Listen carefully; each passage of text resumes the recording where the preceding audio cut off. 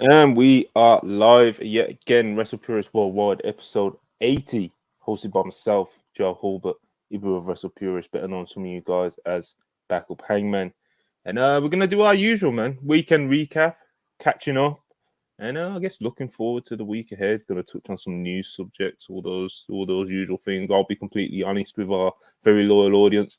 I don't have any notes today, but that is usually when this show is at its best. So, anyways, we're gonna get into whatever. I don't know, man. Send us some super chats, send us some chats, whatever it is, and we'll talk about whatever. But first things first, please like, subscribe, send those super chats. Any questions, any takes, any predictions, anything like that about the week ahead, we'll get them read out. Turn on the post notifications. Hope everyone had a good weekend and is doing good right now. Starting with my fellow co-host Joe Hulbert. What is going on with you? Tough day. Very, very tough day. No new episode of Talking Shop on Monday. Oh no. So I think it's over again. Just as we were getting started with a revolution, I think it's over once more. So I'm battling the tears for that all day. But I said, I'm going to pull myself together, make the town, talk about World Championship Wrestling, the Dynamite Kid and Randy Orton. So I'm here nonetheless. We don't miss these towns. Very important town. Wrestle Purist Worldwide is, and we care. We do. We care. Somehow we do care. But Ibu has been having a little Twitter detox the past few days. Some of you guys haven't seen his tweets in a minute, haven't heard of him, wondering if he's okay. No, everyone's so worried about you, Ibu. So what's going on with you? I don't know. I've been enjoying life, or at least as much as the people say. Trying to enjoy life as much as I can. Was that necessary? That very dramatic pause and then like you were really nervous. I just looked up and I didn't have a prepared statement. I'm just trying to enjoy life as much as I can when the Knicks are physically falling apart by the day and they're losing players every single day. The season looks to be coming to a close because the flame is burning out. Jalen Brunson's playing on one wheel, and we're relying on Josh Hart to score at an all-star level, which is just not sustainable. OG Anunoby hurt his hamstring, and we have to pretend this is a day-to-day injury when hamstring injuries in basketball are always 1 month. But nonetheless, I've just been enjoying life. I've reinvested in just spending time with the family, which is a nice thing to do. It's a thing that I recommend heavily. I've been doing that. Been watching wrestling. I've been enjoying wrestling. It's been nice to watch wrestling and not feel obligated to tweet about it and then worry about the responses to said tweet. To just watch it. Look what they've done to him, Joe. I get it though. That's the thing. They've massacred our boy, man. He's just cooked him. There's always that feeling of like, how am I going to word this opinion in a way that is going to minimize the amount of obtuse pushback to said opinion? I've just been able to just watch the shows and then go back to the real life. I've watched a lot of Dynamite Kid last night, Montel. You know what I watched? You did. I watched Dynamite Kid and British Bulldog Davey Boy Smith against Nikolai Volkov and Iron Sheik. 3 stars, 2 out of 3 falls. Main event of a Saturday night's main event. This is the good life. This is the good life. But I've been okay. A lot of people actually messaged me. Yeah, and me, by the way, and probably Monty too. Really? People were like asking me. Really? Wow. The most humbling thing where people going, I actually look forward to scrolling your timeline and reading like what you have to say about these shows. Like someone was like, "Oh, what did you think of Dynamite? I wanted to hear what you said about this." And I was like, "You care? Like, who cares?" Like, but a lot of people. I don't believe you. No, I didn't believe it. People were like, "Yeah, man, I just enjoy reading your posts." So it kind of sucks to draw off the timeline, but. Yeah, I might be done with Twitter, to be completely honest with you. I might be completely done. But I'm still on Wrestle Purist. Elon not paying enough, bro. Not for all the grief that Ibu gets, Well, here's the thing about it. My last Elon check was great, and I still was like, and still, it just wasn't worth it. Think about. Do you know how liberating that is? That I got a nice little direct deposit. And I said, I still don't. It's still just not worth it. You choose You know? you. Getting I off the chose hamster me. wheel. I can live without $150 a month, or every 2 weeks, Every person that messaged me how you were, I changed my answers, pumped myself. He's really bad, bro. I told someone you're in rehab. I didn't know. I did get a lot of messages though. People, you're a baby face on Twitter, bro. You could be fooled by like. Am I really? It's like how let me try and think of a good example here. I'm trying to navigate. You know how like some of the nerds would boo Ray Jr. in the late 2000s because it became cool. It's like still a fucking baby face though, right? Like if he walks into a building on a Saturday night in Poughkeepsie, they're gonna pop huge. It's no different, man. They like you on the Twitter game. They miss you over there. So do whatever feels best, though. Of course. Yeah. I just it's just not worth it. I get it. I don't know, man. Over the last week and a half, like there were like 2 to 3 fake Ebu accounts that popped up, and the names were all variations of like Tony Khan's like ball licker and Tony Khan's dick sucker. It's like, what the hell is this? And no matter how many times I report these pages, they won't go away, and they're posing as my face, and it's like, okay, how crazy is it that's your image outside of our bubble, but in our bubble you're like fed drone Ibu. That's the shit you get in our circle. Yeah, it's very amusing. I don't get it, man. I'm just a guy that watches wrestling, and I don't know. Twitch, but yeah, there's those people. There's the people that and I genuinely love AEW. I've spent more money on AEW related anything than any other promotion. Bro, this is like he's doing a press conference. No, that line I've spent so much money on AEW tickets, and it's like Dave Meltzer's line when he says something about who's the really famous writer that like bigged up Dave one time, and he always uses it's like no, but it's just funny because I'm not allowed to like be underwhelmed by something on an AEW program without just getting some grief that I just don't care to read anymore. I just don't care to read it. I don't have to. I chose me. Elon, you can have your $100. Oh, God bless, mate. Absolutely. The air is fresh. Well, I say that, but there's a sense of just like defeat about it that I don't like. Getting ran off Twitter by the nerds. It's I don't know. I don't sit right with me. I don't know. I'm all for peace of mind, but I don't see it as defeat, because you know what defeat is to me. Defeat is forcing myself to be in a space that didn't add anything to my life in any way.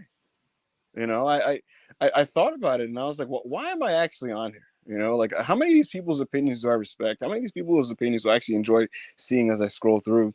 And also, why is it that I'm only tweeting almost like exclusively out of obligation? That's defeat. The fact that I'm succumbing to this thing that I don't need to do. The victory is choosing myself in the situation and removing myself from it. I won because I don't have to be in the same sandbox as you. I don't need to, and I don't need the $100 to do so. So I win because I walked out of it. Yeah, sounds like a coping mechanism of a fun spin.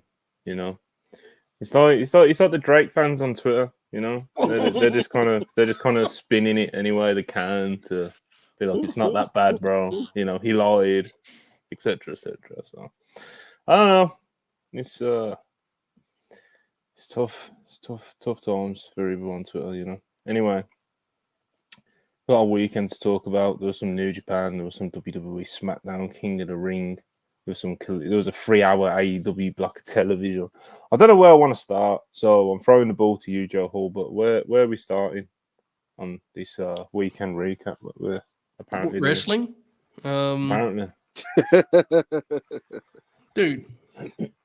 Let's talk about the new leader of professional wrestling. We got Nick Aldis at the wheel. And I've been saying to you guys for months, like, just give Nick time, let him get his pieces in place. What we saw on Friday was special, I thought. I saw all the Like Ibu was getting all worked up about Raw, and he was sending me like depth charts, which I'd never do a depth chart, that.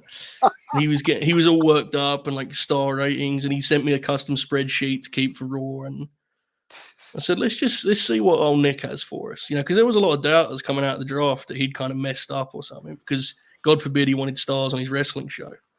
And I watched that show, and he brought a tear to my eye, that show on Friday. 2-minute matches.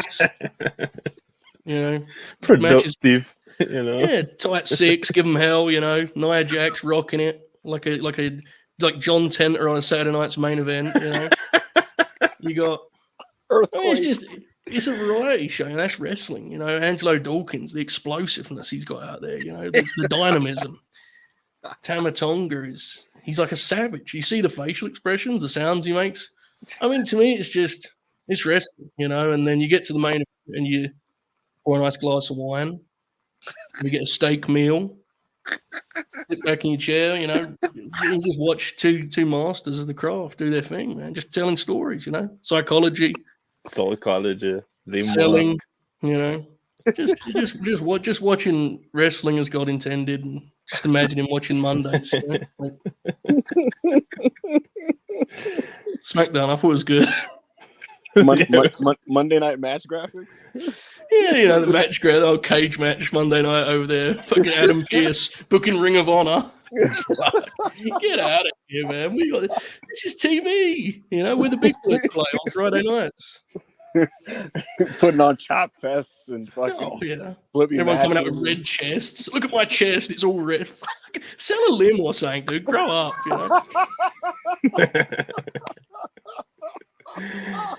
Oh man, SmackDown was good though. I do agree. It was good, yeah. I watched it and I was like, this is a hell of a show. Midway through, I was like, these matches are like all like actively interesting. And that's important to note because TV wrestling had been trending in a direction opposite of actively interesting. And at this point, I'd rather I prioritize these matches being varied and interesting and productive TV wrestling, that is, rather than accumulating a large amount of like back and forth matches that'll get the cage match 7.7 or so to speak. I'm watching Nia versus Naomi, and I'm like, this is laid out very well. And I'm watching Carmelo versus Corbin, and I'm like, this is laid out very well.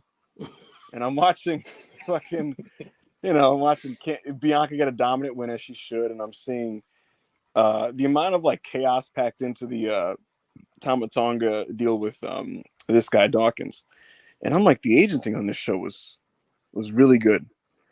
Because, again, they were able to pack in 6 matches onto a SmackDown show that normally does not have that much wrestling and is always marred by commercial breaks. And they were able to kind of fit these all in.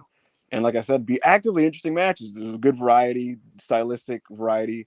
And, I mean, look, Nia Jax looked like a world beater. And she's going to be the big mountain for Jade Cargill to overcome next. My God, I didn't even mention her match with Piper Niven, which I thought was really cool. But I remember mentioning before the draft that SmackDown needed to have a lot of big women because you have Jade Cargill and Bianca, and they're superheroes.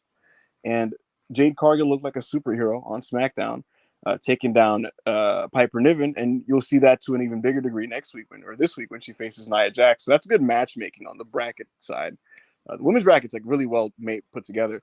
Bianca, she tweaked her knee in the match with Candice LeRae.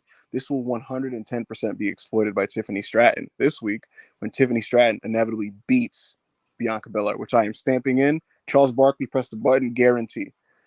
So, yeah, a good show. And I didn't even mention the main event that Joe was just championing. This thing started, right? And they're so into Randy Orton just existing. And I'm like, man, these guys have a world title atmosphere. They're not burnt out. The fans know they're going to get a real main event here. There's 30 minutes to spare left on SmackDown. And that was before Randy took his time walking to the ring. But they got 30 minutes to spare. You got all these nice little cupcakes of matches, sprinkled throughout the card, but nothing really long and back and forth because you're saving it for the 2 adults that are about to show you how it's done, And they did. They showed you how it was done in that main event. Genuinely, like it's one of those matches that is really funny. Like it's a funny match because of how it was worked and how successful it wasn't working that way.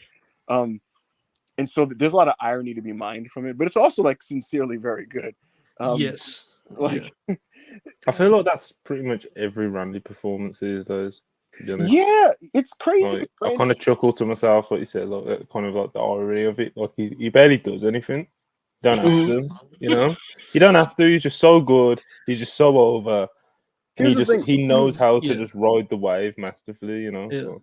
Here's the thing about it is Randy Orton has been up and down his whole career, but I will continue to maintain that 2020 onwards is the best Randy Orton we've ever gotten. He's very consistent at this point, and like just actively, in my opinion, a great professional wrestler.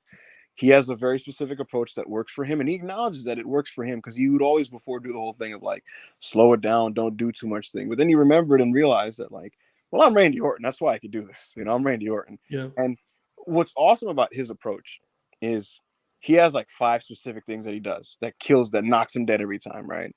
And he is really good at placing them within the match.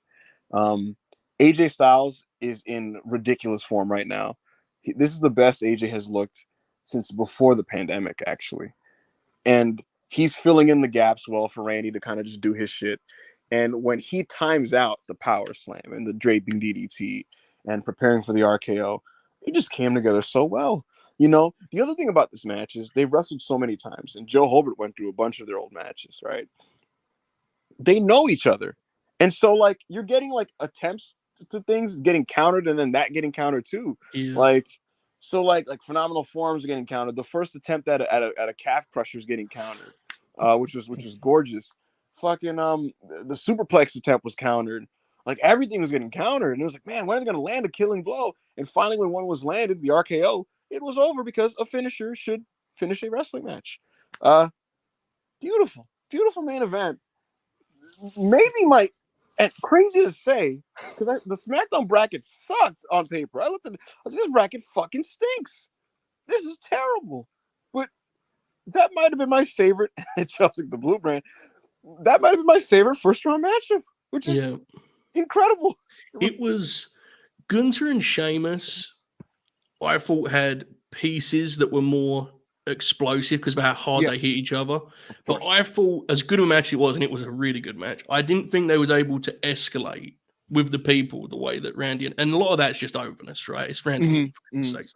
And I also think one of the things Randy and AJ benefited from, while I think it was pretty likely Randy was winning, it wasn't as much a lock as Gunther beating Sheamus. Right. So like that also I think helped, and it had some juice. Like when he hit the phenomenal forearm, it was like maybe that's it.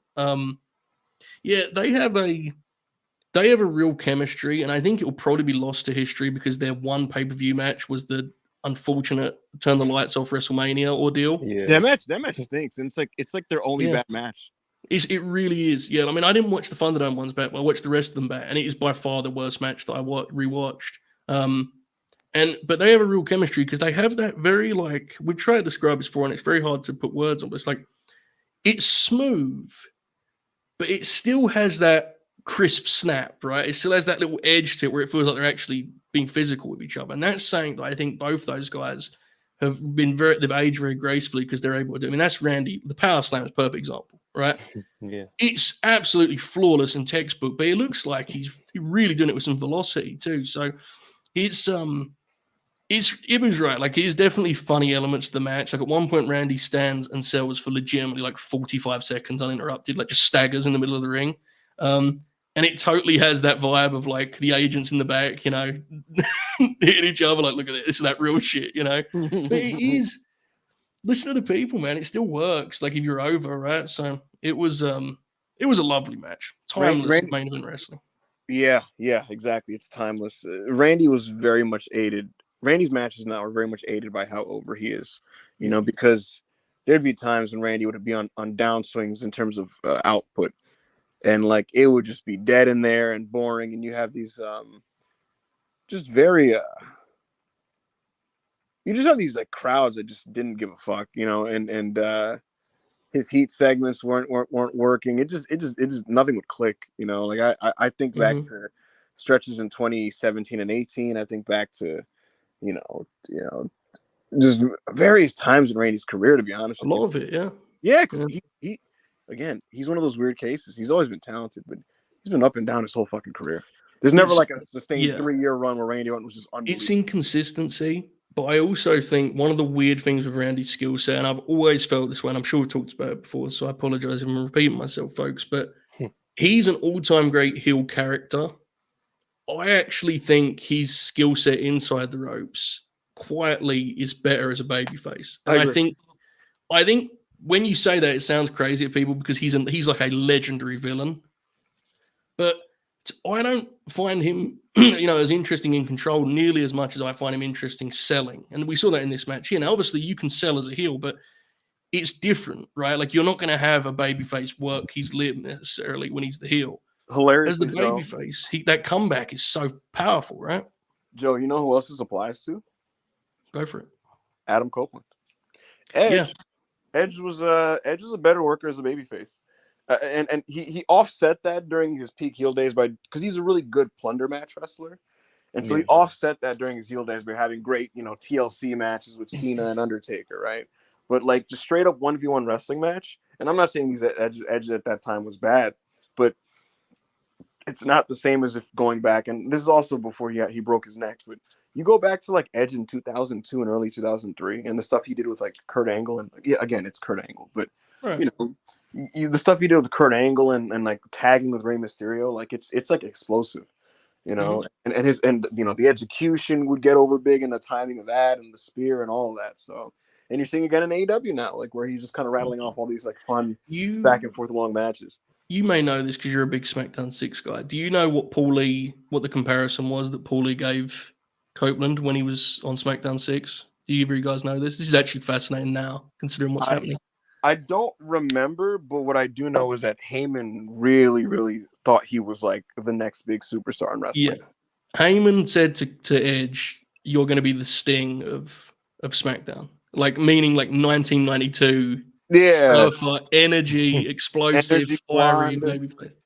Which is wild because in some ways he feels like he's taking Sting's like spiritual place in AEW now, 23 years later. So that's kind of weird. That's interesting. It's very interesting also because like there have been times, especially throughout the 2000s, where WWE could have used the Sting-like figure as a babyface wrestler, but they're not they don't have the ingredients. They never had the ingredients of a Southern territory, so you didn't really get that, But yeah, that's interesting. That it actually, I think it's very apt, the comparison. So and they ended up teaming up in 2023. Working the control heat segment, just a good one that isn't just like kind of substantiated by like a really great babyface bumping like hell, and doing all that sort of stuff. Like someone who can literally work a good control segment with like anyone is so rare.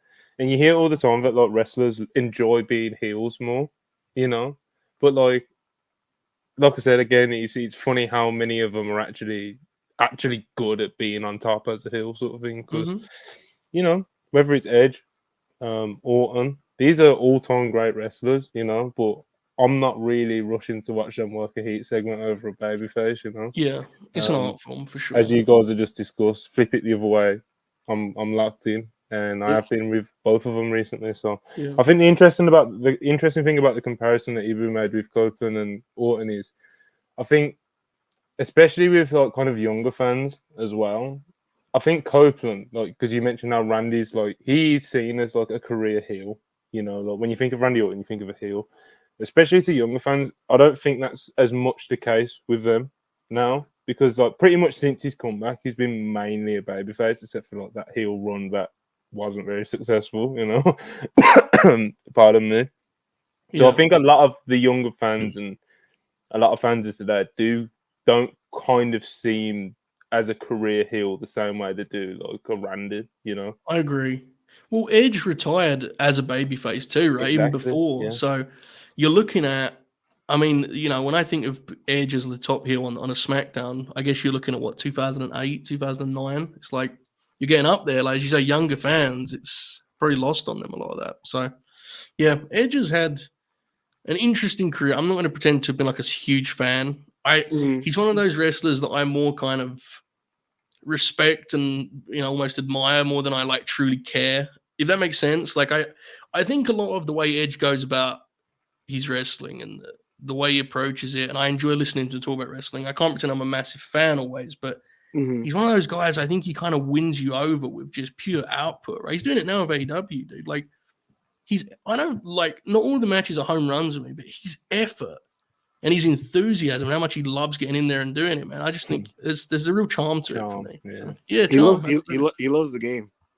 Yeah, and that sounds like corny and lame, but like that's as a fan, I like seeing guys that enjoy it. It's a real thing, man. It definitely is a real thing, especially when he's like fucking 50, bro. So yeah, he doesn't need to be doing this. Yeah, he really doesn't. No. So you gotta appreciate the old boys still doing it. Whether that's Edge, Copeland, Orton, AJ, a lot of love shown their way from worldwide the past couple of weeks. I'll tell you what, because of how it's been built up on TV, I'm actually pretty up for the inevitable Tama Tonga versus Randy Orton semifinal match. I'm pretty up for it, genuinely. Randy cut a promo on him and shit, and great promo. Yeah, and Tama comes out with the big presentation and the fireballs on the stage and the tribal drums, and I don't want Tama to win, because here's the thing. The final is either going to be Jay and Tama or Randy and Gunther. It's one of those two matches.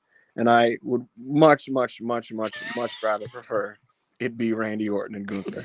That is a crazy, balancing act. Yes, it is. Yes, it is. It's going to be one of those.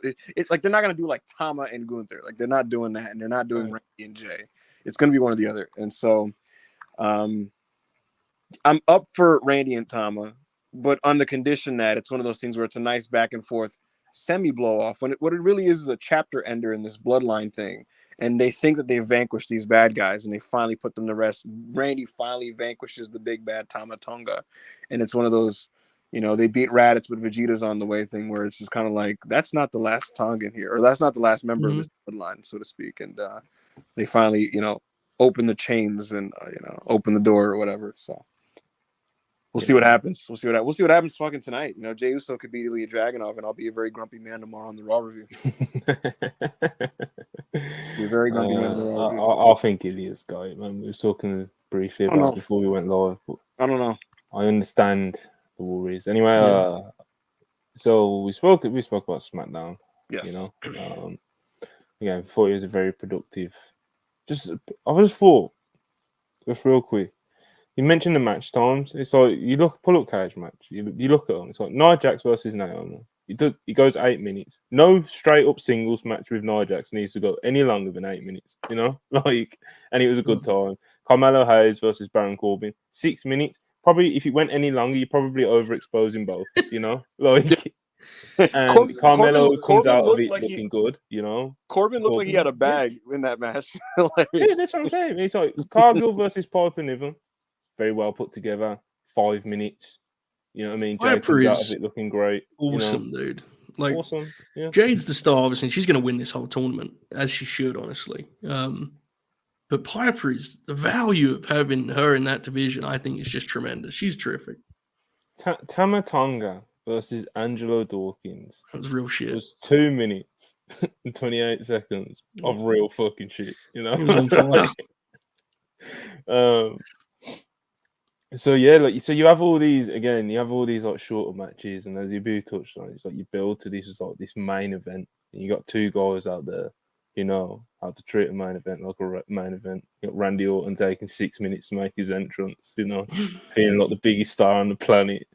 And again, as Ibu and Joe both touched on, they just worked it like just two adults. It's beautiful to see. So I like the way Carmelo Hayes is being framed on the main roster. He's just this insipid, cocky, overconfident twat. And the main roster in WWE is so fucking old that him being 28 can actually literally be a gimmick. He can just literally be, because here's the thing: if you're a 28-year-old wrestler and you were drafted in the first round of the draft, not that these the orders matter that much from a logic standpoint, but in kayfabe they're working towards it.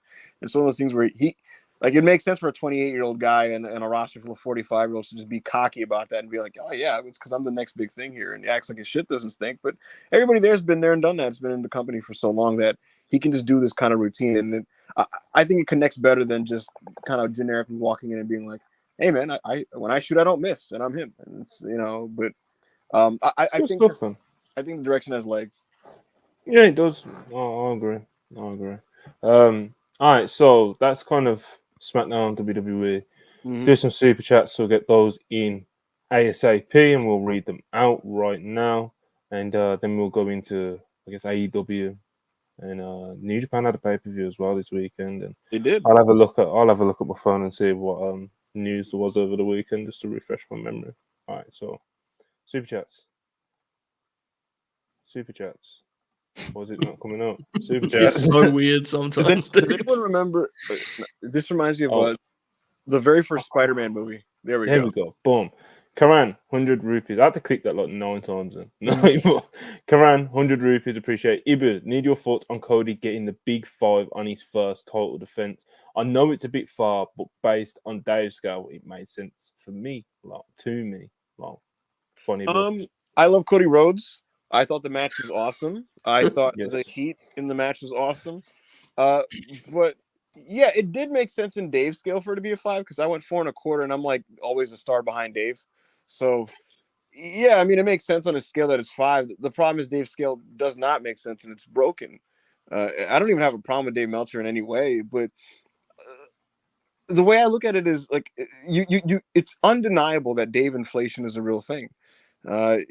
I don't think personally this is as good as AJ Styles versus John Cena in the Alamo Dome, for example, or some of AJ Styles' best matches in New Japan Pro Wrestling. Maybe. And so for me, it's kind of that type of deal where it's like, man, is this and not to do because a lot of like WWE fans do this and they get mad about it, but like, is this better than like some of the Pantheon great WWE all-time matches that he's went 4 3/4 on? Like, I don't think so for some of them, but. I mean, for Dave's 2024 scale, where like the ceiling is 7, then certainly this is a 5-star match. There's been more egregious ones. I'll leave it at that.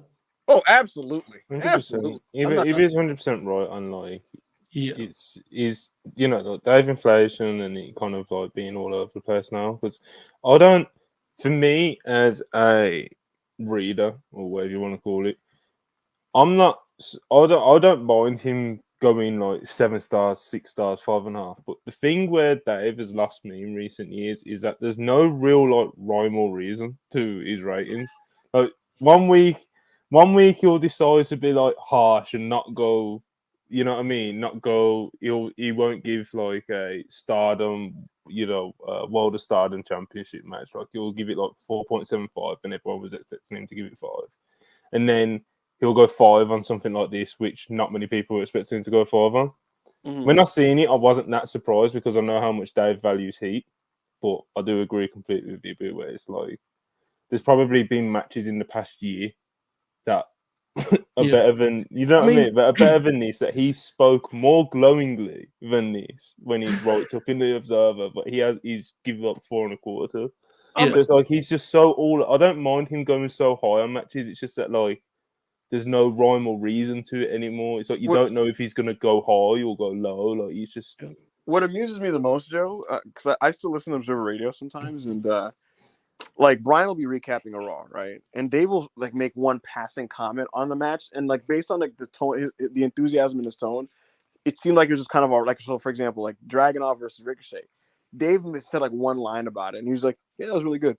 But then like you open the Observer and you gotta get like 4.5. And I'm like, my God, if it was 4.5, like you'd think he'd be like going because again, like bro, I read a 1998 Observer, sold out 1998 review. He dedicated like 4 pages to Ric Flair versus Bret Hart, and I was like an old school AWA type of match. And ended it with 3 3/4. And now he's just passing out 4.5s to matches that he only has the passion to muster up one sentence for.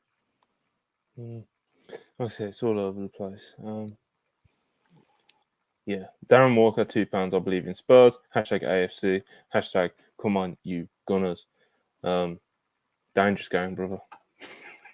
Joe will tell you. Riley Walker, $2. Appreciate it. I'm one bad bitch, said Joe Hulbert over the weekend. Just talking facts, that's what I do. Showtime Spells $5. Appreciate you. Blue Moon. You saw me standing alone without a dream in my heart, without a love of my own. Hope we lose 10-0. What does that song? I don't even know what that song's for. I think it's quite extreme message to the Gunners, I believe. What does it know? But what though? I assume it means fuck off, you Gunners, right? Fuck off, you guys. All right. I don't swear on worldwide, as we know. So. And that's the Sultan $2. Appreciate it. Wrestling needs a fucking off season, man. Just take a month off, brother. You'll be good. Yeah. Well, hold on now. You know, Dynamite Kid, the second wrestled on Saturday. You know, dude. Every week is an off season for me because I just pick the shit I want to watch. It's exactly. Sick. That's the way to watch. Like if you're not like tied in or committed to it in the sense of like, obviously if you part of the Wrestle Purist team, like you'll be reviewing a show or something, you know, or if you're a writer that has to write about shows and do actual coverage of it, you know. If you're not in that position, like you do not have to watch the whole show. Okay, you don't need to do this, you know. Anna's just talking about the injuries, so everything we just said is completely invalid. Actually, right? Okay, yeah. That was what you just saw happen. Was content creators, air quotes, who are completely cooked and immediately defended themselves for no reason. That was wild. What just happened? Do you see the way we struck? We were like sharks then. What you didn't say? Did you see? We like put our guard up against the ropes. You know, we can do it, guys. I still think what we said was valid, but yeah, I mean, it I think it's interesting, like how many people are hurt post-Mania. Maybe I'm just a cynical asshole. I almost get the feeling that some of those King of the Ring injuries are people kind of going like, Mania happened. I got my Mania check, and I got to lose to who? The injuries are brutal to the point. It's I don't know. It's hard. It's always hard because like wrestling is a different beast now in terms of the schedule. I find it hard to read who has like truly crazy. I was talking to you earlier. I think Jey Uso. I don't think it's a coincidence that he doesn't really fall down much anymore. I think that dude's pretty beat up, to be honest with you. Like his schedule's kind of crazy, right? He did the dark match on SmackDown Friday. Like, why? I think there's someone on SmackDown that can do that. So I think some of the boys definitely still have a crazy schedule. I don't know how many though, because I don't follow it that closely. I will say, a few weeks ago there was like a Dynamite I was watching. Yeah. And I'm a completionist, right? So I normally, especially when I watch AEW, I watch every second of it normally. For the shows that I choose to watch, I don't watch Rampage. But I was watching a Dynamite a couple weeks ago. Like a match came up. I don't even remember which one it was. But I was like, I don't want to watch this. Then I said, wait, I don't have to review this. I don't have to watch this. What am I? I don't have to do this. So yeah, for sure, that is important. Bam, $2. Monty versus WrestleJoy 5 stars would have been 6 in Japan. 1 1/4. Yeah. Wrestle who? You know. Just blocked me on every account. I have no idea what happened. No clue. Losers, man. Austin Kinkle, $2. Dragunov is going to beat the brakes off Yeetatron. Yeetatron's crazy. Corey David, $2. If Ilya loses tonight, no Raw review tomorrow. Oh, that'd be great. No, I'm not allowing that. Rob, he's got a whole team. He's got a whole team to lead. You know, got to lead him onto the court, brother.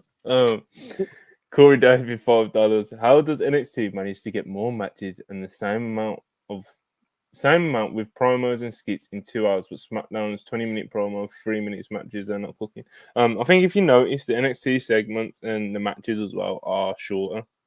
You know, so it's not very often that you get like a 20-odd minute NXT main event, or you don't really get those. Too, and right? Of course, that's probably the actual reason for it in terms of like how jarring it is. But yeah, NXT don't have many like those big main segments like that because it's like everyone's getting their shit in, you know, in a good productive way though, not in a kind of scatterbrain shitty way. And NXT is pretty well laid out in that respect. That's the real answer. If you pay attention, like, look, Fox has a separate TV deal for SmackDown than NXT does for USA, Ad rates are different. They have more commercials on SmackDown. The commercials, if you notice, are longer commercials. Like they're like three minutes or over 3 minutes, and NXTs aren't as long. I think more people should pay attention to those types of things sometimes when they like look at these shows, because they're obligated to just have a certain amount of time for ads. So. But the builder, $5 Canadian, appreciate it. What the hell happened to Ricky Starks Law? Did he piss off Tony Khan? I feel like TK thinks he's leaving anyway, so why invest? Like with Andrade, Gold Rangers. But the builder, you're probably onto something there. Probably. Although, who knows? You know, all we know is that he confirmed that he's an injured, so we know that. I hope he's good, man. I completely understand that suspicion that you've laid out there, Mr. Bob the Builder. Will Chisholm, $5, appreciate you. With WWE, keep saying this is a new era, and AEW keep saying this is where the best wrestle is getting a little too much. It's getting a little too much of where it's funny now. Good God, Will. Will said, "Get these fucking slogans out of here." You pieces of shit try to brand your wrestling shows. He's cooking. He's cooking. Enough of this heavy-handed bullshit, you know. Stop telling me what I'm watching. Wink, wink, you know. Darren Walker, £2. What do you think's next for Sammy Guevara? I don't know, man. Oh, come on. Anyone? I got nothing. It's very hard because even beyond this, the kind of Sammy saga that it has become, everything he's done in the last, everything he's done pretty much has been related to Jericho for so long. And I'm pretty confident in saying that everyone agrees he shouldn't do more of that. So I have no clue where he slots in. I have no idea. But look, things change quickly. I mean, look at how Jack's doing now. It's like maybe something happens and he catches fire. It don't feel like it right now, right? It's like I don't see a natural spot for him at all. But yeah. He's an exciting worker that can put on matches that the AEW audience absolutely can get into. So like, he had a couple moments there. There's no, like Joe said, there's no like natural place for him. You know, he's going to take some like good booking, creative booking, the right fit, right role for him, etc., etc. It's a lot of things that I'm not sure AEW is going to like prioritize doing right now. The big problem with him too was like he's not untalented by any means. You just described his skill set well, but he didn't develop, and that was noticeable after a while. It felt like he was the same wrestler, you know. So it is what it is. Sean Island, $2. Appreciate you as always. I'm interested to see how Carmelo Hayes versus Randy Orton goes. I like the match a lot because you know the vet versus the cocky young kid. He pops me, you know. The inevitable screenshot that hits the timeline of them standing and the height difference is gonna be big. I haven't got any friends that will make fun with that. That's not my kind of circle. Sounds like a funny match, right? He's gonna springboard like 450 into an RKO or whatever. A flying nothing into an RKO.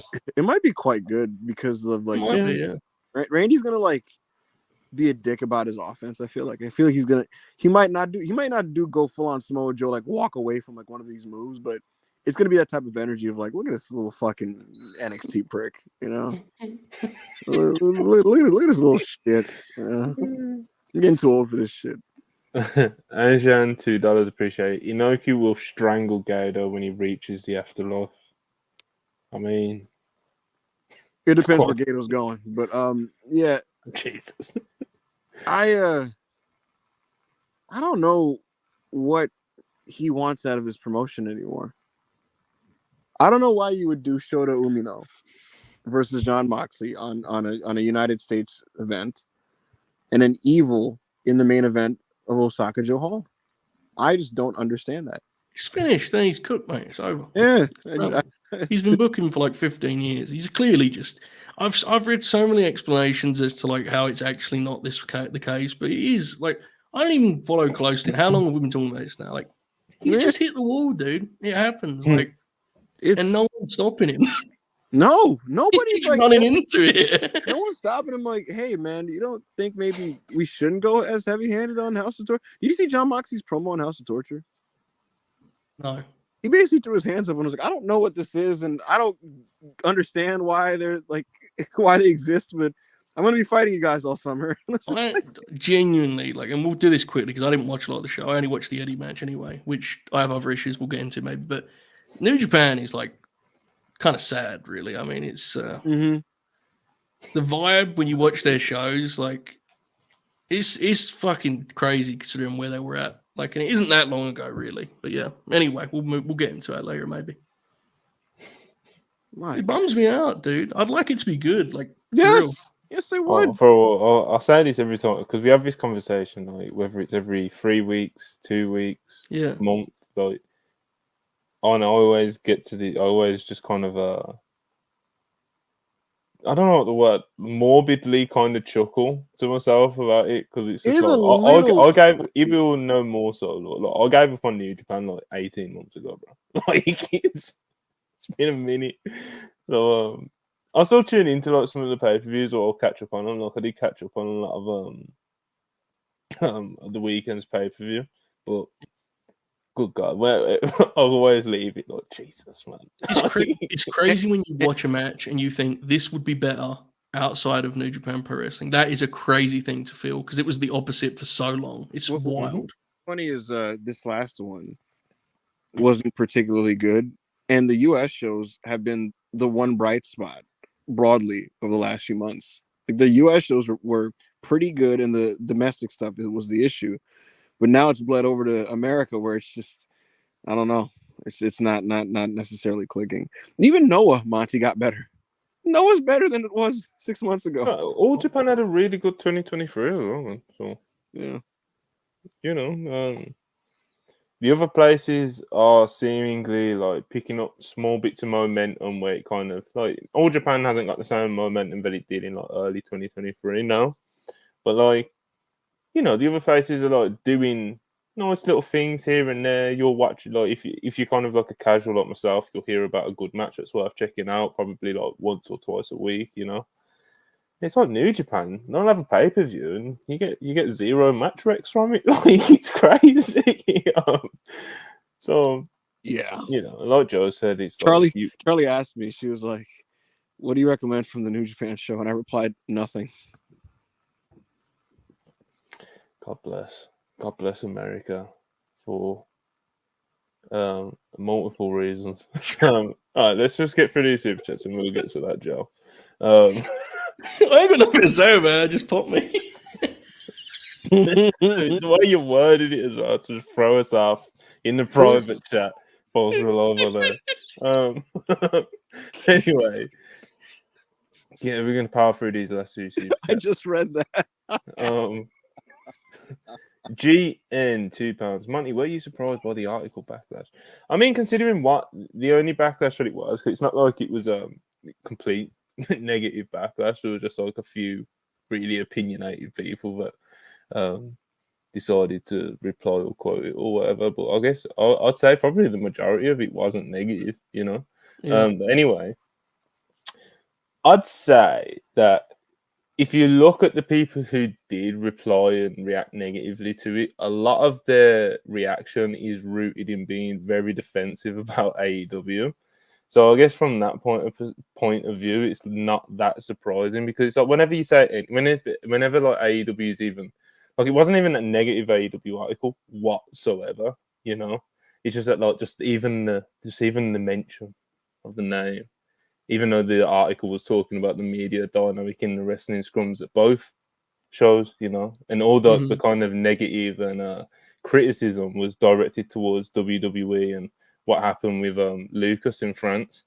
So it's like, you know, I mean, it doesn't surprise me that some people didn't take the actual message that was intended from the article and just turned it into I'm going to get overly defensive and be like X, Y, and Z, you know. So no, to quickly answer, no, I'm not surprised by some of the backlash that I got from the article. I didn't see a lot of it. That's what I'm saying. So I'm sure you saw even less of it than I did. So I'm pretty good at doing stuff like that. Like just kind of like if I see a tweet like starting to get annoying replies, even if it's positive, it's like I'll just mute it because I'm just so used to doing it on a Respirus account. It's like the tweet that I quote tweeted last night was I literally only saw it like 2 days later, you know. So it's like, and that was the only reason why I even gave that piece like my time is because my kind of thing is like I'll happily ignore like all the nobodies and everyone, but like see when it's someone else who's meant to be like part of media or they're a significant name in, you know what I mean, and they reply with a take or something, then like I will reply, especially when it's like another media member who like tries to like fucking dog you out, you know. But so yeah, that's like I said, I'm very I am good at just kind of ignoring, you know, annoying shit. But when it's someone who's meant to be like part of the space, that's where I'm kind of like, yo, fuck that, I'll clap back, you know. If it helps, I couldn't see what you were quoting because blocked. So is what it is. It's like the longest tweet. It's like it might have been longer than the article, which is like hilarious, but bad tweet. Funny though. Kale, 50 pesos. Appreciate his words. Back up, Hangman. Copyright symbol. Going dark as soon as he starts being fine. Coincidence? ? Good to see you, Ibo. I missed you, Kale. You know, you bust my balls a lot. You like to snitch on me to Montel and get me, you know, affect my paycheck. But I you know, you're a stand-up guy. Mads fan 84199. Appreciate it. So Dynamite Jr. looks so much like young Benny Eerie. Well, hold on. He looks like Dynamite. Benny looked like Dynamite. Yeah. He just skipped an evolutionary step there. Yeah. You know? So that's all it is. Benny is in the pipeline, you know. But you know. Anyway. Come on. Anyway, Corey David, $2. See anyone possibly jump into AEW or WWE? I assume you mean from either promotion to the other. Why do we get asked this all the time? As if it's like well, this is more like example Joe can relate to. It's like football transfers, isn't it? It's like when the window's open, bro. It's like it's the only thing people want to talk about. It's like because it's interesting and it's exciting when people moving around.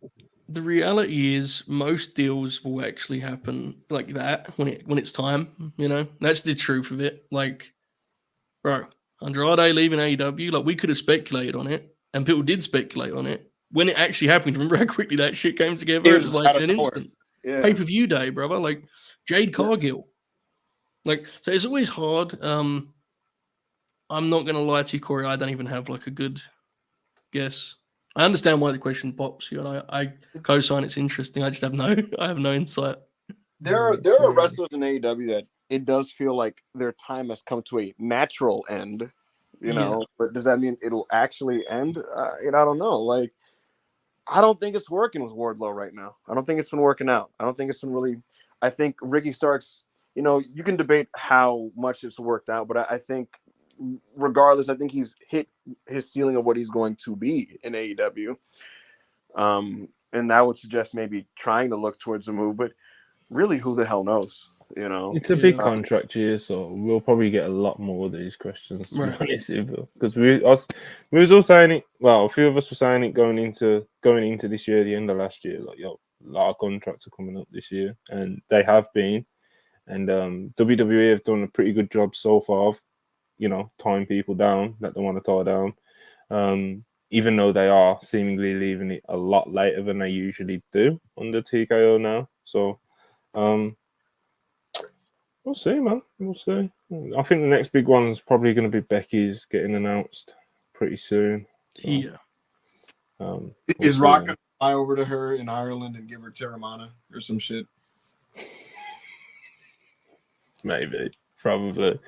Ben Dixon, $4 Australian. Meltzer recognizes his controversial star ratings generate more interest and attention than anything else he does, and he's leaned into it. I'll disagree. Yeah, I don't think he does gimmick ratings. Yeah, neither do I. I just think he's just old, isn't it? Yeah, he's just old, isn't he? He's quirky cat, man. I wouldn't give him the credit of doing that. You know, Joe, I saw a hilarious tweet by Robert where he basically said that like Dave gave Cody 5 stars to put his his grandson through college. And I was like, oh, come on, man. come on. Corey David, $2 again. Appreciate Sexy Red tweeting about NXT 2024 as well. Live tweeting as well, bro. Live tweeting. She was locked in. You know. Sexy Red. That's the power of Gallows and Anderson right there, brother. I guess so. Joe, did you hear that Lash Legend calls Trick Williams Trick Willy Wonka? I did hear that, yeah. I follow NXT. I'm a big fan. Did you guys I hear don't watch it, but I'm a big fan. Did you guys hear that Trick Williams in the Lash Legends segment from a few weeks ago where they basically had a Martin freaking skit that was almost all improvised because Lash totally forgot what she was supposed to say. And so they just started winging it on the fly and Trick just ran with it. And Sean was having a heart. Fucking godly. It was very charming. It was very charming. Godly at TV. And he's only going to get better. And it's like... Sean was having a heart attack in Gorilla because he was like, oh my God. And then like what ended up happening just worked. And they're like, oh my God, wow.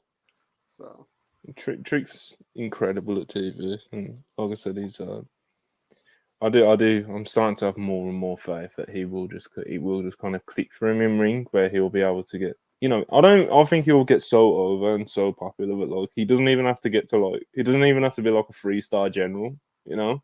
He just needs to not embarrass himself, you know. I'd like him to get to 3-star general level though. Of course. No, bro, I'd love it if he was fucking the next fucking Bret Hart, you know. But like, he'll be fine.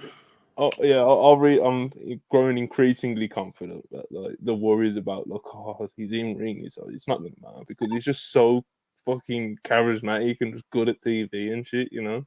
Mm-hmm. So, and he's got the cool factor as well. It's just he'd be a good fit on SmackDown, dude, where the big boys play. The blue brand. He's got the size, you know. Charismatic. Nick Aldis in the war room looking at him, he's just like, what do you think? I like his attributes, you know. Joe, you know whose commentary would have fit on SmackDown? Jim Ross. Yes. Prime Jim Ross. Nia Jax is a great athlete, you know. No, bro, Jim Ross commentating Nia Jax matches would be like majestic. Guys, I recommend everybody check out. Jim Ross did an interview with Dave Meltzer on Saturday. It's pretty fucking good. He like unprovoked brought up Cowboy Bill Watts like 19 different times. That's the podcast equivalent of AJ and Randy on SmackDown. Bob the Builder, $2 Canadian, appreciate it as always. Did Tony Khan forget he signed Camille? That's what Conan was saying, basically. He says a lot of stuff. So, you know.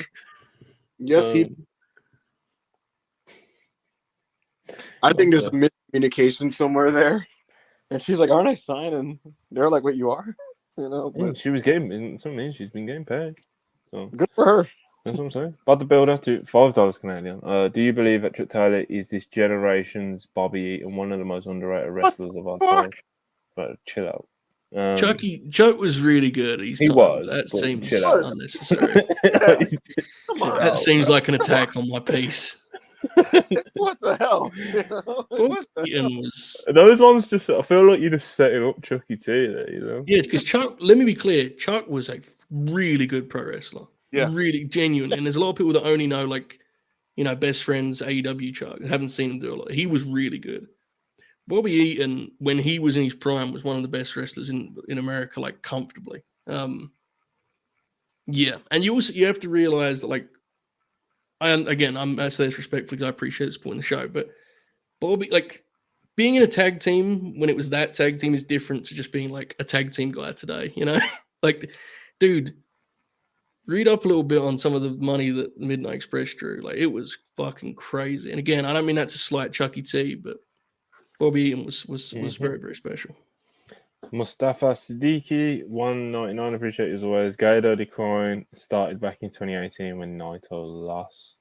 Funny enough, that was the beginning of me falling out of love with New Japan because it was my favorite promotion in the world. And I was heartbroken that I stayed up for Wrestle Kingdom 12 only to not see my boy Naito crowned on that night. Mm-hmm. And Jan PN $2, appreciate you as always. Dragon talking about Nigel and Wembley gives me hope. It's that feeling, brother. I'd Feel it imagine. in the air. It's happening, dude. I can feel it in the air, brother. I can Hopefully smell not. it, you know.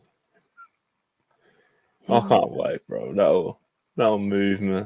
Danielson capping off his legacy with another great match with Nigel McGuinness in 2024 would just be remarkable. I mean, he's already the greatest of all time. It worries me makes slightly, but I'm It, excited. it worries me Little- as well, Joe. It worries me, but it's so like it's one of those things, yeah. That I don't know why, but it just gets me in the sense of like I'll think about this match and what it would mean to Nigel, and like there's so much sentiment to it to me, you know, because Nigel, bro, there was a point in time where Nigel and Bryan Danielson were like levels, you know, and it's like, bro, a lot of the people online, especially, would have told you that fucking Nigel was the better wrestler at one point in time, you know, that was a real thing, and for however wrestling careers just seem to play out, Bryan went on to main event WrestleMania and be branded as the greatest wrestler of all time. And Bryan's absolutely deserving of that. I'm not saying that that should have been Nigel or anything like that, but it's like then Nigel just kind of his career just went on this really just unlucky series of events, like the TNA run, the injuries, etc., etc., etc. And he just never got his moment on like TV. And I don't mean like he has to win the world title at WrestleMania, but just like the world never got to see Nigel McGuinness, you know, like they didn't get to see him. They just didn't. And like, if you're one of the sickos or whatever the fuck, or you go back and you watch it, yeah, you can appreciate how great it was. But again, the world level, world stage never really got to see Nigel McGuinness. And he's always been tied to Bryan Danielson. And again, Bryan Danielson, many regard him as the greatest of all time. He had to retire to, you know, unfortunate injuries and stuff for a brief period. But he was the one who also kind of got the lucky side of the coin. Again, Bryan Danielson, he was able to come back and continue his legacy as one of the greats, you know. And you know, Nigel has somehow got his way into the same company as him through, you know, WWE NXT kind of letting him go at a time when they probably shouldn't have. And here they are now, and it feels like it's written in the stars, you know. And if we can just you know, if they can get it over the line and make it happen, like, I think, you know, seeing Nigel come out at Wembley might bring a tear to more, you know. I was mentioning a couple of weeks ago on the Dynamite review, but he's talked about being at Wembley for SummerSlam 92 and like that being like a huge thing in his fandom. So yeah, it's pretty cool.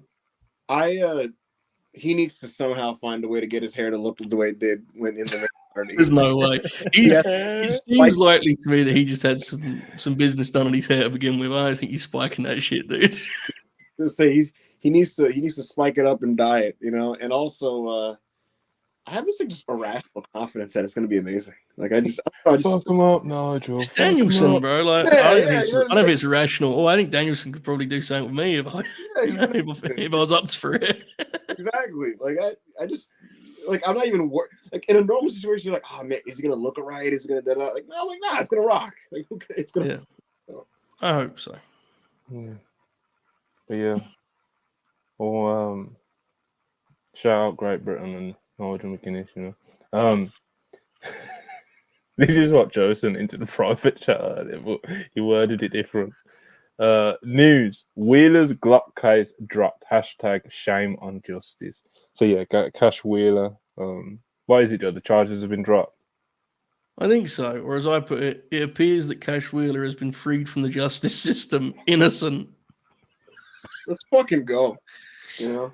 God, bro, let's fucking go. I'm gonna buy like 10 FTR shirts tonight to catch up on the time I've missed. You know, I don't know if it was gonna go. Man. Yeah, it was dropped. Folks. We did it twice. Wrestle Purist Tag Team of the Year. It's about that time, right? It's about that time. I see a free-peat. I see special things ahead, folks. Buckle up. Berkey 199. Monty, don't let the woke mob silence you. Mavs in 5. I'll never let the woke mob silence me, Berkey.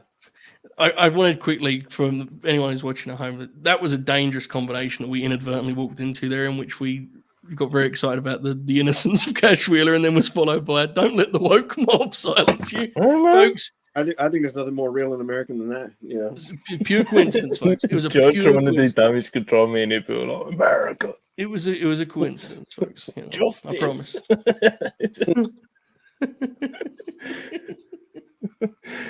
Oh, we're liberated people. Corey David, what's he done? Did AEW sign Dynamite Quid? Dynamite Kid. Kid. You know what? I'm gonna ask. I forgot to actually. I don't think they did. Yeah, I know. Dax was really motivated to get him signed. So of course he fucking was. Yeah. He's good, man. He's got good fundamentals. I love he's in good shape, and he definitely knows who he wants to be. You know, so that's it, bro. I know it might sound like I'm joking, but like that's actually like an important thing to know when you're a young wrestler. You know, Yeah. who you actually trying to be. Like, and if he just wants to be Dynamite Kid, that is fine. You know, like that is because like that style is like no one really does. Like the thing there is everything is razor sharp, right? And that's hard to achieve. But like it was pretty promising on Saturday, wasn't it? I mean, good lord. Absolutely. Kale, 20 pesos. Rebecca Knox is hashtag all elite, hashtag we're the best wrestle. Yeah, not when WWE throw a fucking 7 mil at her in about a week. You know, so hold out hope. Patrick the Heel, 499, supporting the boys. Appreciate you very much, even though you unfortunately tainted the wrestling Twitter timeline with bringing tier lists back. And it was Patrick's fault, right? Yeah, we were talking about this before the show. But every time I scrolled there were tier and lists. of course, he had to include his trademark Natalia slander, which I cannot stand for, Joe. We don't do no. That's disgusting. No, Natalia's on a run at the minute, Patrick. You know, we're going back to back to back. You know, she's in the prime of her life. She had a Coliseum Video Classic last week with Io Sky. That match was really good. Then before that, she had the fucking underground match with Lola. Yeah. And before that, she's an artist, Patrick. And before that, she had the killer match with Roxanne on NXT. Yeah. And for it all, she's very funny. So. Yes. Very funny. Yes. Fucking awesome. And she tweets cool little history tidbits about fucking Stu Hart just on a random Tuesday, you know? Yes, she fucking rules, man. I don't get people's agendas against Natalia. She rules, man. The retweet of Vintage Pro Wrestle highlight reel of Brett and Dynamite at a 1985 house show and just talk about the snap, you know? Sounds like she should be on Worldwide if we're shooting. But... Yeah. Talk about Total Divas. Oh. What a jack of all trades. Trains with Miyu Yamashita, trains with freaking Utami Hayashishita, mixes it up in that dungeon with freaking Io Sky. Put some goddamn respect on Natty's name, you know? Put some goddamn respect on Natty. Showtime Spurs, $5. Wheeler beat the charges. Dude is about to go crazy in this Anarchy in the Arena. If Eddie isn't ready to go, who do you like to see as the replacement? I'm torn. Daniel Garcia or Mark Briscoe. Any of those make sense. I gotta say, since I don't do the Dynamite review and I don't tweet, I wasn't like keen on seeing Anarchy in the Arena again. And then AEW did that trick that they do to get me, which is put wrestlers I really like in the match. Yeah. And so I'm like, I don't want to see Anarchy in the Arena. Then it's like FTR, Eddie, Kingston, and Danielson. I'm like, fuck. All right. Yeah, exactly. I think everyone who watches this knows what we think of both Mark and Daniel. I think it would be good if the idea of the match is like they're representing AEW. It should probably get a young guy in there, probably. And that's me saying it, which is, it's against my brand. Yeah, that's yeah. But it's very powerful coming from Joe Hall, but like Danielson's whole thing on Saturday was like, this is AEW. And it's like, I think the world of Mark Briscoe, but I think if that's what you're going for, DG should probably be. And it's a good fit because he's with FTR or somewhat often, and him and Dragon have an interesting story to tell. So I would go Garcia, but hopefully Eddie can make it and he's healthy, obviously. Bro, if Eddie can't make it, I would cancel the show. The thing is, Eddie. Now, honestly, if Eddie can't make it, I'd go almost agree, like outrageously, like strong with Garcia. Like Yes, I'd make him like the guy that comes in at the end. As like, I wouldn't Steve present Austin. him. I wouldn't present him as like Austin. Like this is the final piece, but I would like he would earn it throughout the feud, and he'd probably like get the pin in Anarchy in the Dax arena and shit. You know, goes up to him at the bar and goes, "We need the old Daniel Garcia." the Dragons. I want the old Stone Cold. But instead of listen, they do the show closing angle where the Elite are beating up on everybody, and then all you see on the screen is like the dance and the. And it's like it's Daniel Garcia, it's Daniel Garcia, and he's just throwing punches and hip thrusting at the same time. It's like, you know, like pelvic thrust punch, and it's just going through all of them. Yeah, man, that's what I mean. It's like if you're gonna do a feud like this, you need to get like a young guy like super over out of it, because otherwise, what's the point of doing like this company wide angle with like your top stars and stuff if you're not gonna get like. And lest we forget, Okada needs to come out of all of this really strong, sure. and I think someone on the AEW, like Team AEW, so like FTR, of course, already made man. Brian's already a made man. Eddie's pretty much a made man in AEW, and he's also beat up clearly at the moment. So it's like you need to pick one, man. Like, dude, I think Garcia's. Lest we forget, he was the guy who got the restore the feeling thing. Like that kind of just got like taken and made like a thing. That was his thing, right? And so it would make sense to me. Madsen 84-189. Last super chat for now. Get some more in, and we'll read them out in just under 30 minutes as we're closing the show. But anyway, Madsen 84-189. Need JR on commentary for a meaner match in AEW. God no, you don't. No, you don't. No, you don't. All right, so where should we go to next? We will go to Monty. What was that, bro?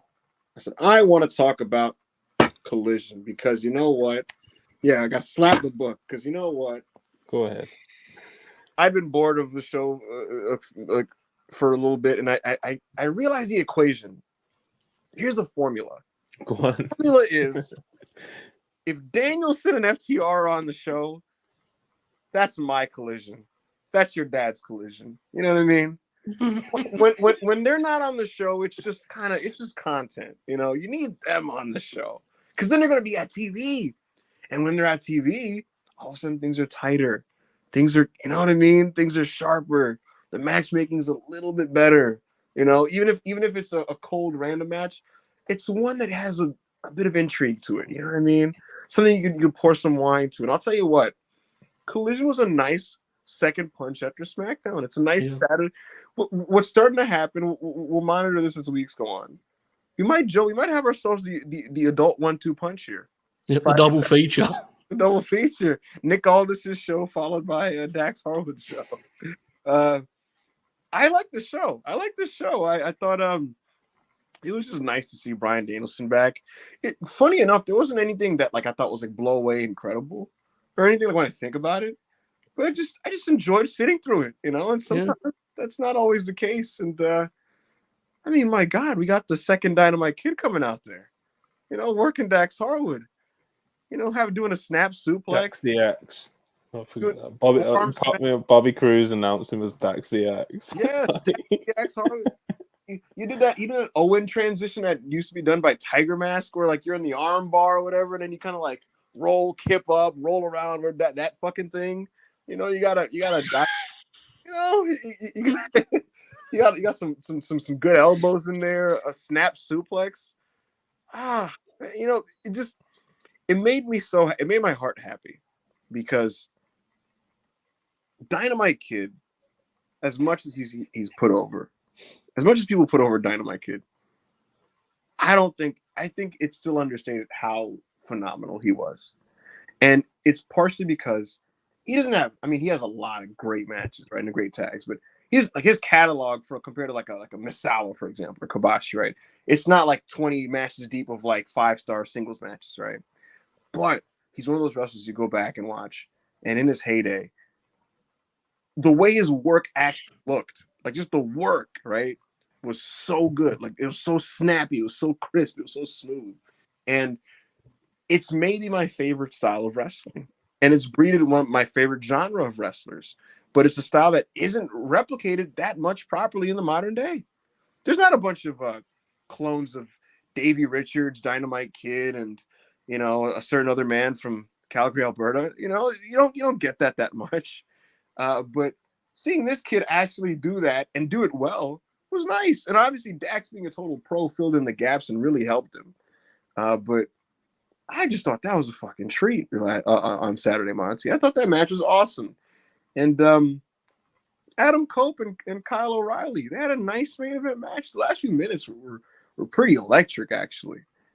So Collision was just an adult 2 hours of professional wrestling this week. Yeah. Garcia got a short win just to get a win. That's wrestling. Yeah. A fan jumped the rail too, which was insane. Absolutely. Garcia no-sold it, which another tick in the growing list of boxes that he has ticked at this point. Well done, bravo, professional wrestling. Absolutely. In fact, he immediately transitioned to doing the "We're the best wrestle" pick, and I thought, this is fucking wrestling right here, brother. Absolutely. some fucking asshole's being dragged out the ring, and brother's cutting his promo. Dax Harwood sitting on New Japan in a promo. He's just like, I'm not gonna get taken out by some New Japan. This ain't New Japan. This AEW. All right. That was beast, yeah. On the 6 different times on this show, Tony Schiavone said arm drag and twist, which is that made up thing he calls everything that involves the arm.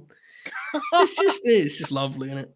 It's just lovely. You just nice. I'm gonna start like staying offline when Smackdown happens, and then I'm gonna save it and play it before Collision, a true double feature. Maybe get some snacks in. Take it to my local cinema until I put it on the big screen. Or you watch James versus Nia Jax.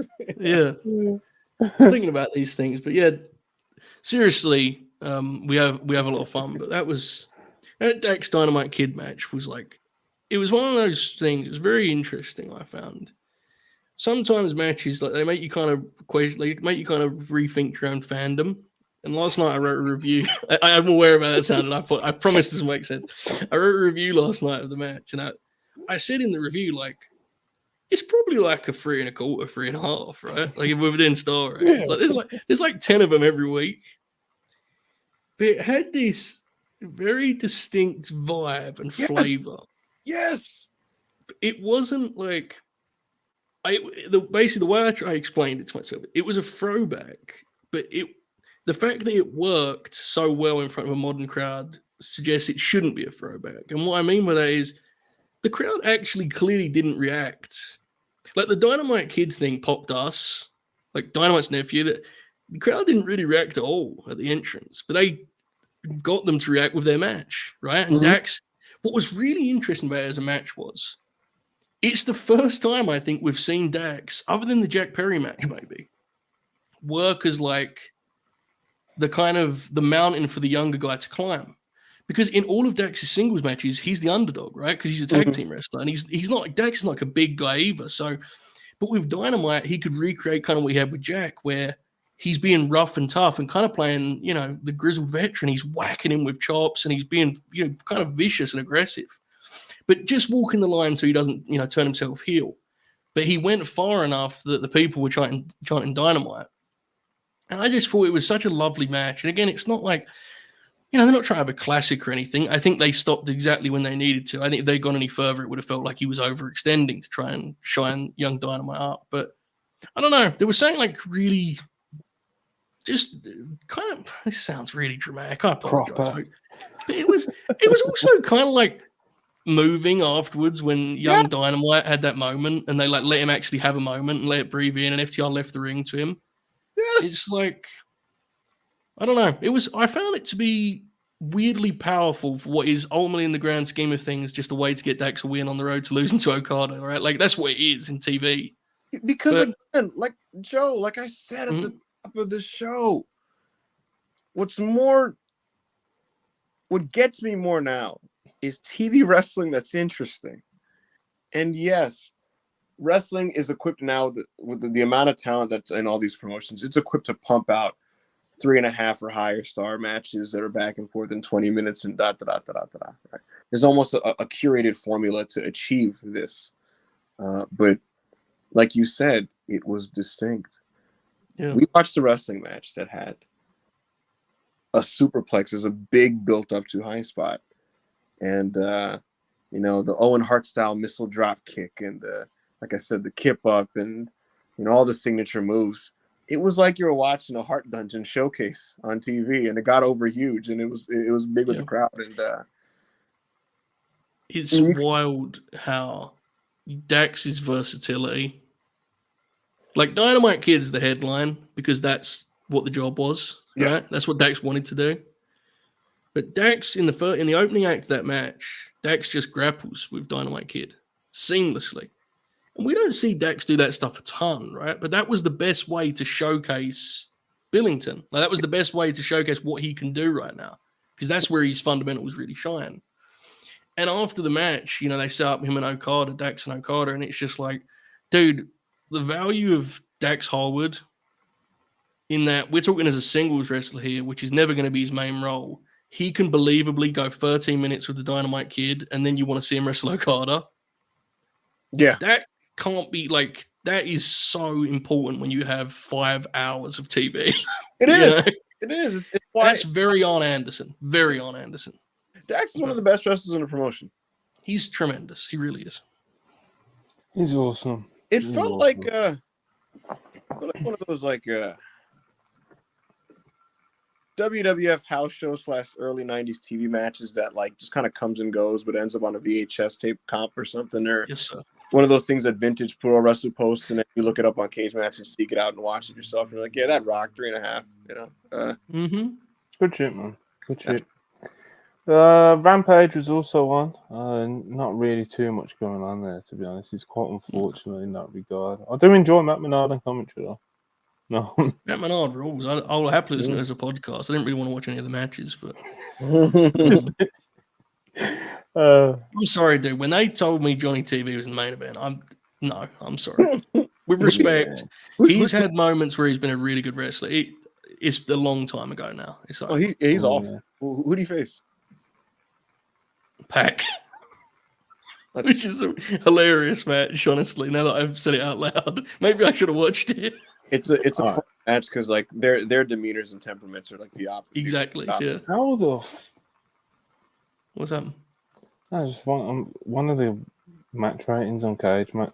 But before we get there, didn't touch on this on SmackDown because we were so enthralled by the wrestling and the Randy Orton, Cody Rhodes, Logan Paul for all the gold, Saudi Arabia, King and Queen of the Ring premium live event.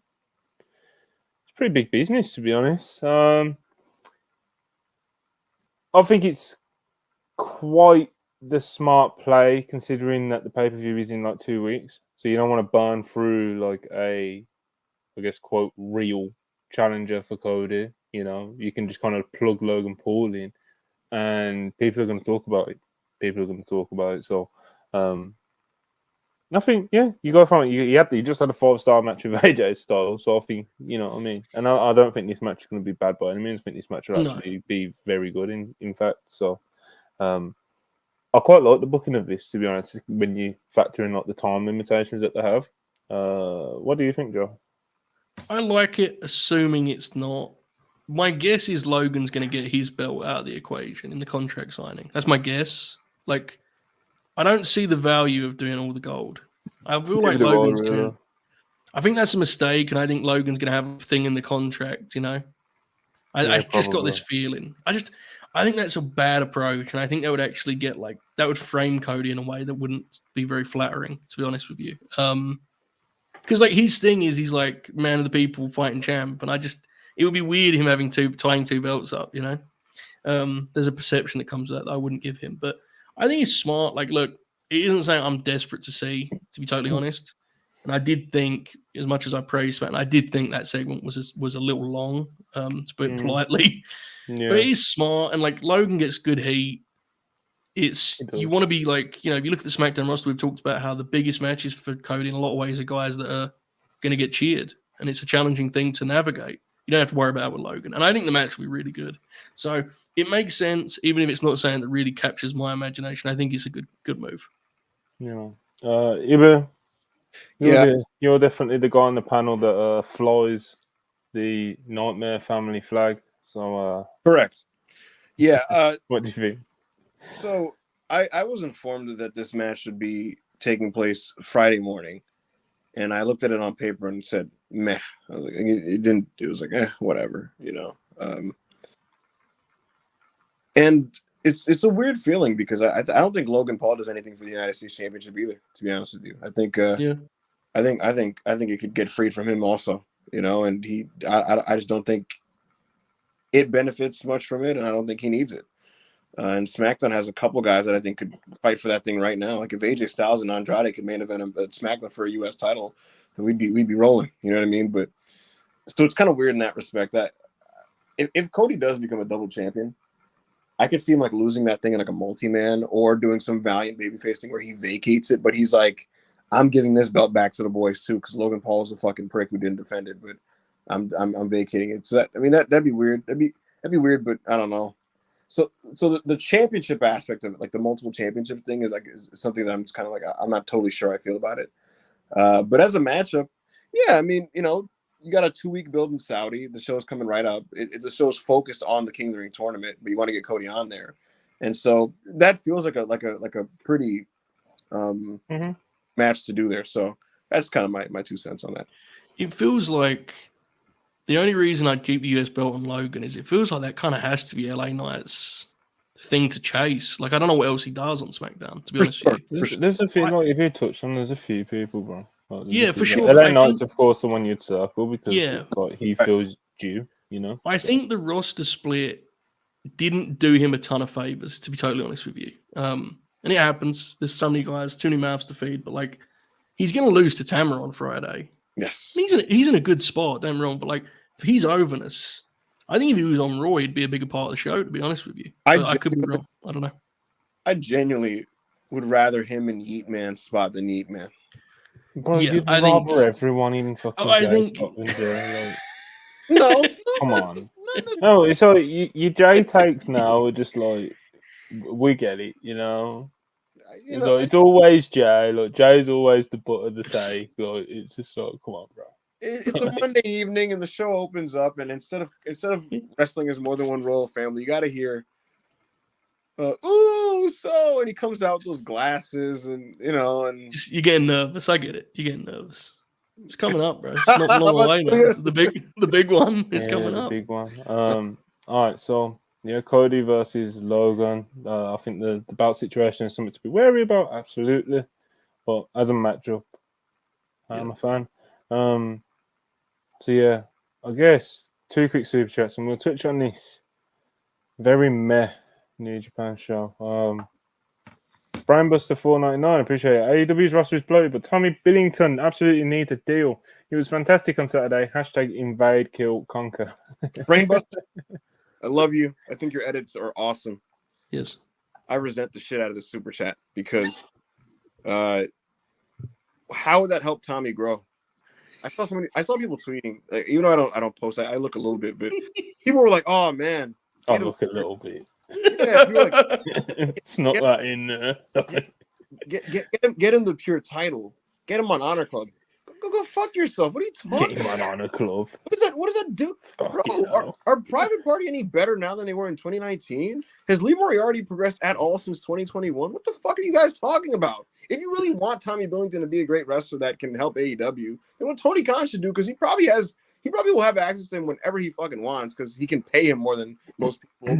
Just let him travel the world. He got bookings in Kyushu Pro Wrestling, and that's just a start, right? Let him tour the world. Let him get better. Let him go around. Let him learn. Let him fucking grow. Let him fill his body out and find a plug, you know. And then what you do in the meantime, is every few months, you know, you kind of fly him in for a match here and there on Collision. You can do that unsigned while continuing to grow outside, and then you sign him in like a year and a half. Why the fuck? What's the point of snatching up a guy when they're still early in their development cycle? Have you not learned from half the people that they've done this to? What is wrong with you guys?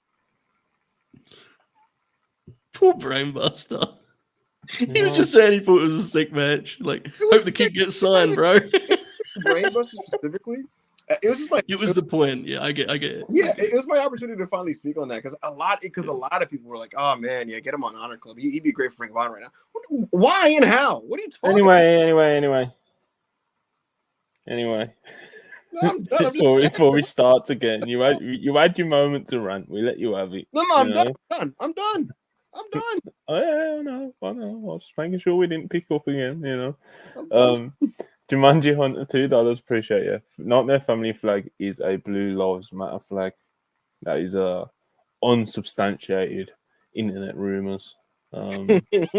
Brainbuster in the comments said, "Thank you, Ibu Russell Pierce. Fair point. Let him go to All Japan." Now we're talking. You know, Davey Boy Smith Jr. had a don't let him talk to you like that, Brainbuster. Call him a piece of shit. You know. Anyway, I just want to touch on this New Japan show before we get out of it. We've got 8 minutes, you know. So where the fuck do you start with this, man? Leo Rush is the Black Fiend, and he secretes black goo from his mouth, and he frightened Ali because he lost, and Ali was beating on him, and then he rose back up and secreted goo, and Ali was in the corner cowering. Takes all kinds. So that happened. Yes, it did. What else happened in New Japan this weekend? Nothing. Those Gabe Kidd and Eddie Kingston legitimately had a match like upset me. Yeah, that I didn't like that. I didn't like it. Match. Yeah. I've loved pretty much all the stuff they've done together. Yeah. I think the world of Eddie Kingston. I hope he's well. And I think Gabe Kidd has got like some really exciting intangibles in the group. But I texted you before that show happened, I was like, dude, that gimmick's gonna make or break that. And I thought it broke it. I just thought they got so bogged down in setting stuff up and the pacing. I thought it was a mess in a way that was like, again, if I describe it as a mess, it doesn't mean good or bad necessarily. This was a mess in the sense that it just had no sense of flow or escalation. I thought it was quite bad, unfortunately. It felt like that would be on a PG era TLC pay-per-view, but it just happened to also have blood. Like, you know those WWE, those like really rote WWE plunder matches where it's just so much gimmicky setup and contrived shit and chair contraptions and garbage cans. It's crazy because their match in Battle in the Valley, the one that went to the DQ, I thought that was ruled. Yeah, it was. They put a hat on a hat here, dude. That's the thing. It's like it wasn't just a gimmick match. It was like a double gimmick match. And last man standing match is fucking. Oh my god. Yeah. Anyway, carry on. Yeah, no, you're right. It just. My favorite type of grudge match is just when you're working with like passion and intensity and anger, and then you get blood as a result of it, or this or that, and maybe they don't count the people out on the outside. When you start just getting a little overdone with the furniture and stuff, it's not the same. And funny enough, I thought about this. A lot of matches with heavy furniture, to me, I don't in my mind, they're not synonymous with grudge matches. They're more synonymous with like fun party car crash exhibition, stunt shows. Yeah, right. TLC 2 is like a fun middle of the show stunt show. It's not like the Hardys and Edge want to kill each other, right? And so, like when I think grudge match, I think like Flair and Funk. And so that's kind of where Eddie Kingston and Gabe Kidd were trending prior to this, and this just took them in a totally different direction because they're trying to have like this bullshit, but it didn't. They still are trying to exude that they hate each other, but it's like, God, I hate you. Stand right there. Give me a second. Let me set up these chairs real quick. Let me just put one here with this. Put the Legos together. It didn't work for me. Yeah, wasn't good. Was not good. Even though we love both wrestlers involved, those are always the most like. Yeah, it happens sometimes. I thought Moxley versus Shota Umino was like. It was solid. I thought it was like all right, and it went. I'm looking at it now, 34 minutes, bro. Like, wow, 34 minutes for like. Wow. I mean, what the fuck do I know? It's got an 8.14 on Cage Match. Like it's like that Gabe Kidd. That's what I reacted to earlier. By the way, like the Gabe Kidd Kingston match is like a 7. I haven't seen hardly any praise for that match. It's so weird. It's like what the fuck do we know? But I thought Maxi versus Shota was like incredibly average, and I thought it was a match where if Shota really is kind of like the one for the future, like a lot of people kind of dress him up as. He needs to be having like he needs to be having great matches in positions like this. You know, like there's no real good. There's no real good reason why this. If he's as good as he's supposed to be, you know, there's no reason why this match couldn't have been a great match. You know, you're working Moxley in a world title main event. You know, I do think it was in the wrong setting, though. I think this is like the totally wrong setting. Of course it don't help, but it's just like I just thought it was just like aggressively okay. Yeah, it was. You know, it's like when I watch Yota Tsuji in a big spot, like even though I don't think he hasn't got to that point yet where he's having like the New Japan Classic 4.5 upwards main event matches or anything like that, he shows me something, you know. He shows me something where he's like he's got the most like X factor out of all the Musketeers and the young guys in New Japan, you know, even though I know he's the oldest out of those Musketeers and stuff. I mean, 30 in Japan is a baby, you know. I mean, you see some of these fuckers, you know, like. Yeah, with Shota, he's a good wrestler. Yeah, he's a very good wrestler. In fact, he just doesn't have the intangibles for me, like at all. Like for me, it's I think he still hasn't fully figured out who Shota Umino is. I actually think from a bell-to-bell standpoint, in the conventional sense, he can go better than his peers in the sense that like 20 minutes, do some moves and wrestle. Like he can go more than the other ones. But it does feel like sometimes scattered pieces of different guys' approach. And again, I don't think he's fully figured. I thought he was closer to fully piecing out what he is prior, before he kind of changes his look.